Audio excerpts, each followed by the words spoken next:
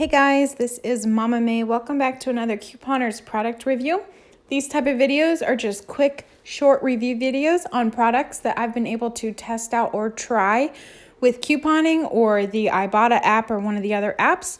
So I do have a couple in this series. I will link the playlist down below if you're interested.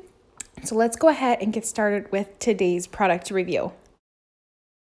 So today's product review is on the Dunkin' Donuts bakery series.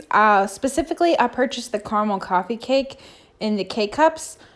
This was amazing. I love this stuff so much. It was a really great deal at Giant. So they were 3 for $10. The pods or the coffee bags were included. And then Ibotta had $1 back on each of them. So that takes the total down to $7. And then I purchased 2 of the pods and we had $1.50 off coupons on each of those. So what is that? $7, $6, $5, $4. And then we also I purchased a bag of coffee too. And there was $1 off coupon for that. So I paid $3. And then Ibotta had a 50-cent bonus when you purchased the packs and the pods. So I paid $2.50. That's less than $1 for each pod package or bag of coffee. So it was a really great price point in order for me to try this product.